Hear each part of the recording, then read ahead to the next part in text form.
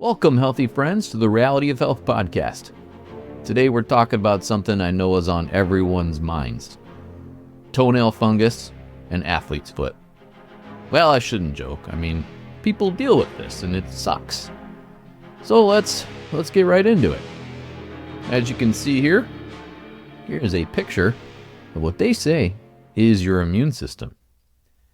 Looks amazing, doesn't it? It's very graphical. We even have stages, 1, 2, 3, 4, and into the final thing, your antibody, which then helps with anything that's invading you. That's what they say anyway.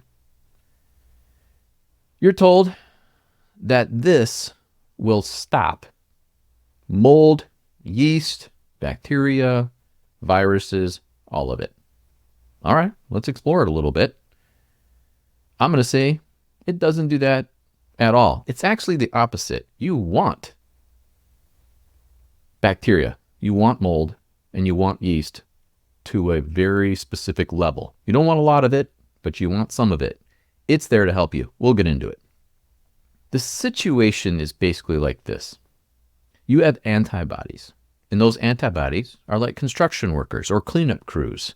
You get sick, you gotta get the stuff out. Antibodies show up.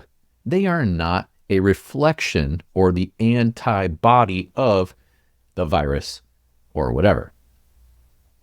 Your immune system is actually there to repair and detoxify you, if you want to actually call it a system, an immune system.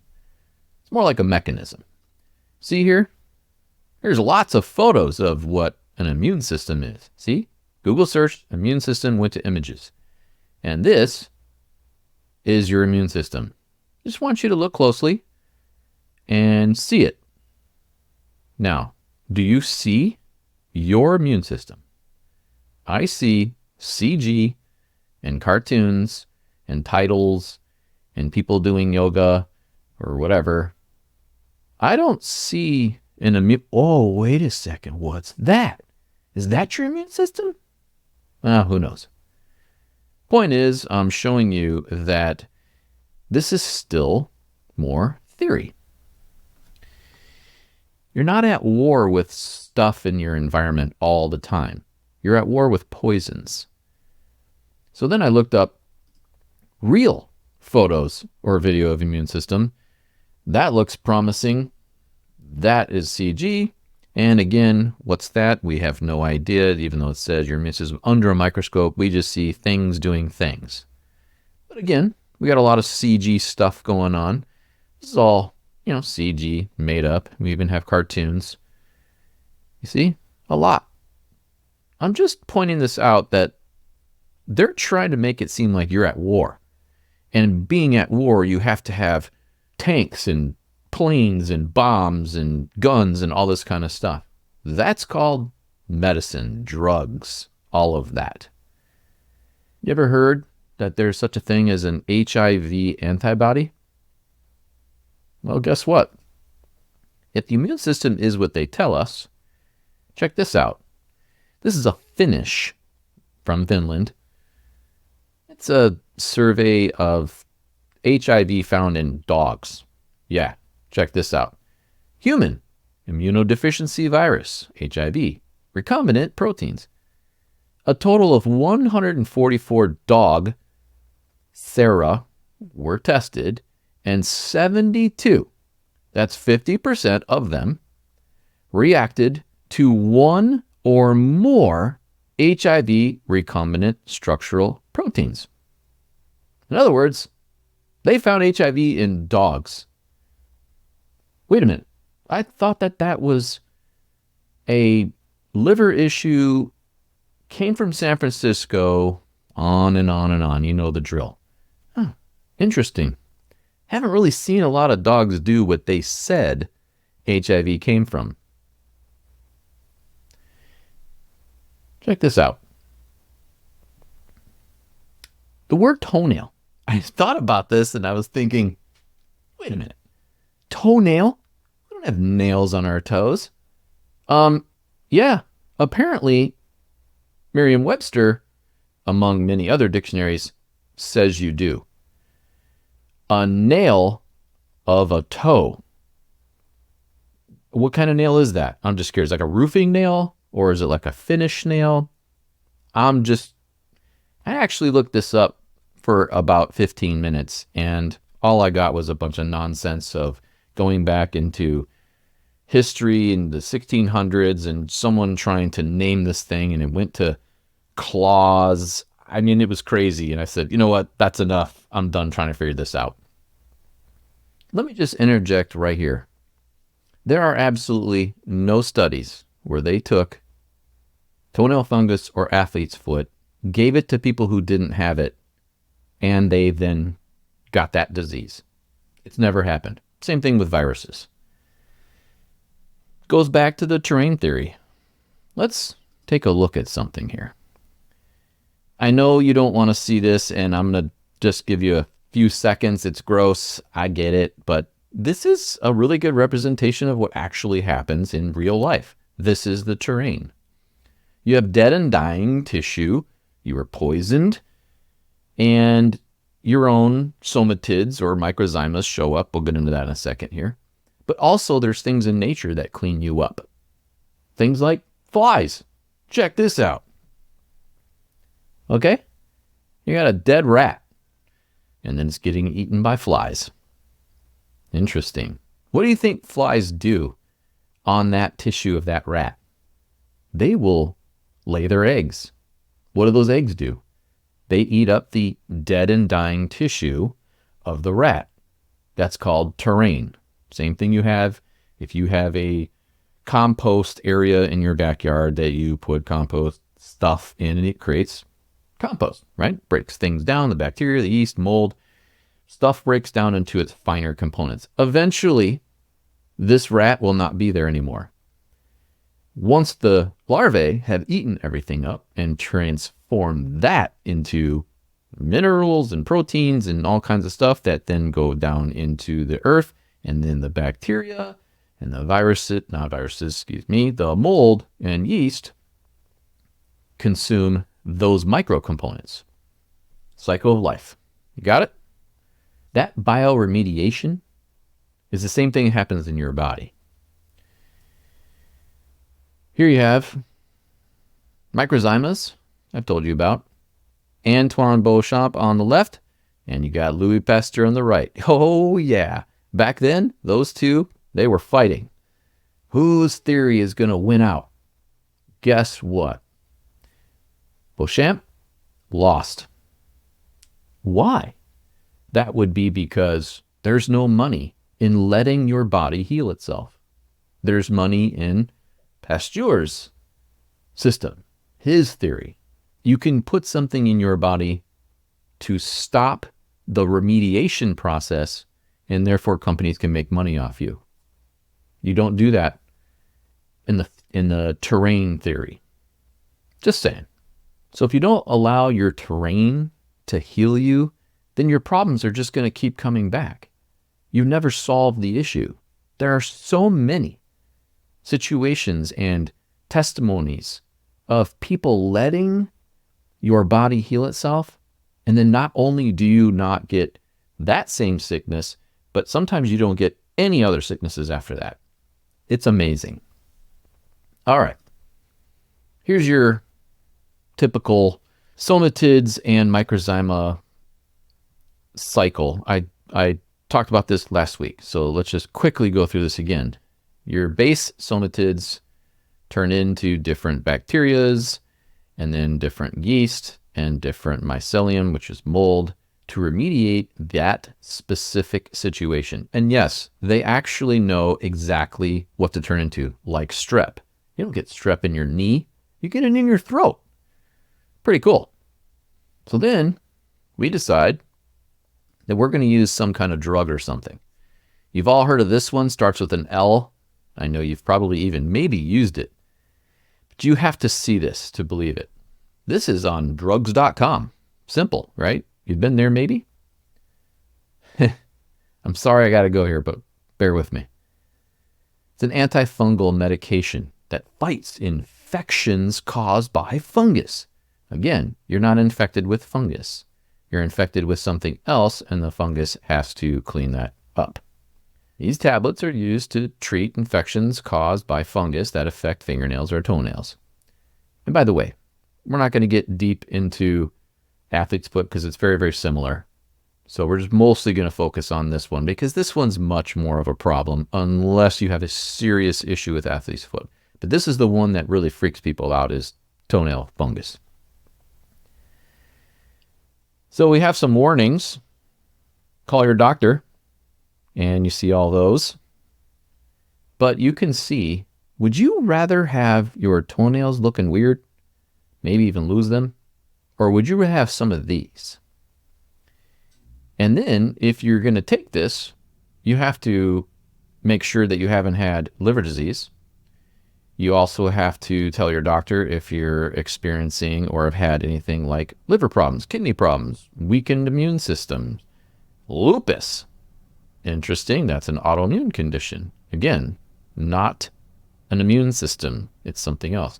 But I want to bring this up because when you look at the side effects, this is a tablet that goes in your body, okay? And it's going to go everywhere. So here we go. Are you ready? Call your doctor if you have any of these symptoms: liver damage, nausea, upper stomach pain, vomiting, loss of appetite, tiredness, dark urine, clay-colored stools, or jaundice. Call your doctor if you've had changes in your sense of taste or smell, mood, sleep, daily activity, anxiousness and restlessness. I will get into why this is important and why I'm naming these off.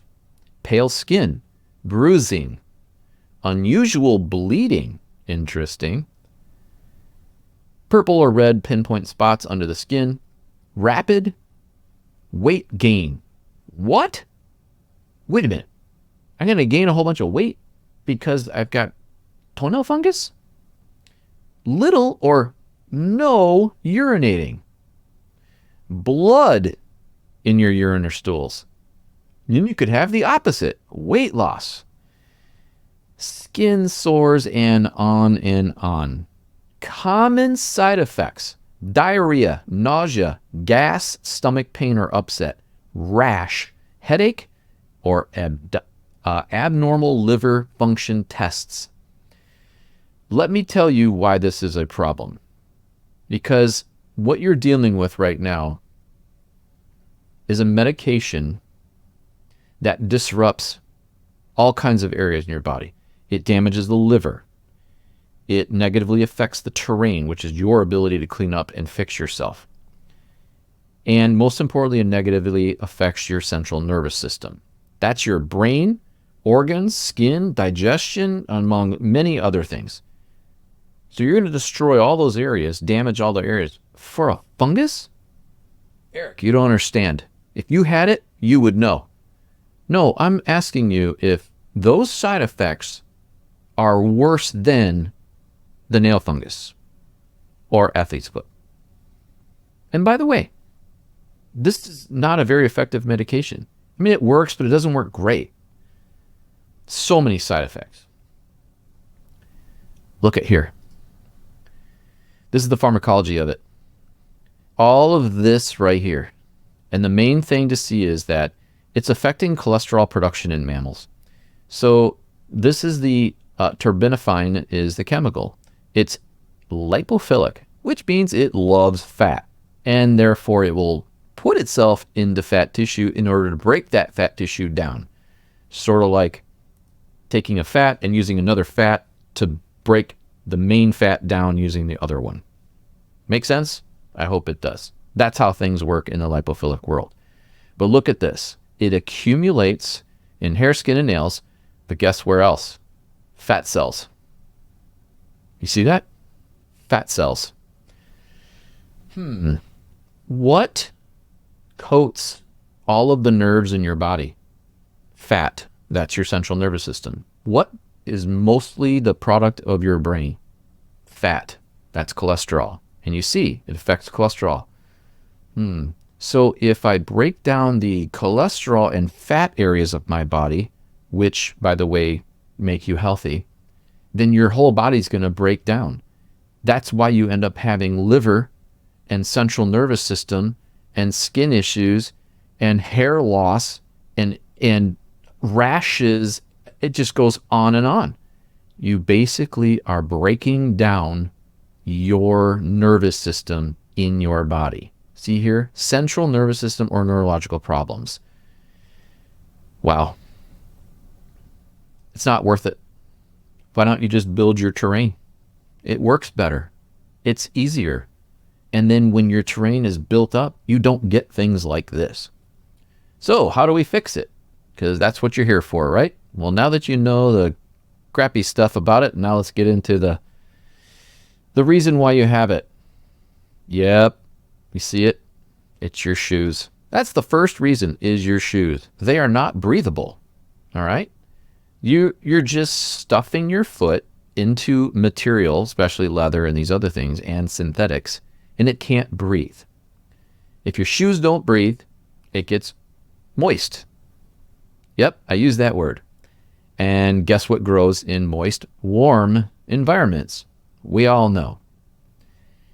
So once this mold, these different types of yeast and mold that are on the feet, once they're there, they're going to eat. And what do they eat? Sugar. Yep. They metabolize sugar and carbohydrates. So if you go on a low-fat, high-carb diet, you're going to get, generally speaking, some form of candida or yeast infections all around the body. We all know that when you have any kind of yeast infection, you want to lower your sugar. Because what do they like to eat? Sugar and carbs. So if you go low fat, you have to replace that with something. Well, you're going to replace that with carbohydrates and sugar. Wrong shoes that are not breathable, and a high carb, high sugar intake with low fat. You are going to have candida, and you're going to have yeast infections in many different areas of your body. When they consume these sugars, what do they make? Well, they make all kinds of odoriferous substances. That's why your feet stink. And so you go and you try and get the smell out of your shoes, when in reality, it's coming from your feet. You can try and deodorize your shoes all day long. It's not going to happen. You're just going to put it right back. Another reason to lower your sugar and carb intake and learn the proper foot gear. And when as soon as you get home, take off your shoes. You don't need your shoes on in your home. Fungus is not the problem. It's the solution. Even if you use all kinds of treatments, you still have to stop consuming the carbs and sugar and start wearing good shoes. You have to do that. You got to wear breathable shoes whenever possible, or don't wear them at all. I love this photo. I hope you see this. I mean, that's pretty wild, isn't it? You don't need this if you just learn how to clean up your situation. But as it looks on your toenails in this crazy photo, I could do the same thing inside your gut. And that would be mold overgrowth in your mouth, in your gut, in your armpits, in the private areas, because they want to consume sugar and you're feeding them. Just saying. Well, I hope this was a little bit informative and a little bit different than what you've heard from all the other tutorials on fungus of the feet. They want to say you need to kill it. I say you can't kill it because the reason it's there is to fix the situation. And your situation is sugar, carbs, and non-breathable shoes. It's simple. Thank you for listening. Really appreciate everybody. If you feel like you want to subscribe, excellent. Otherwise, take care of yourselves.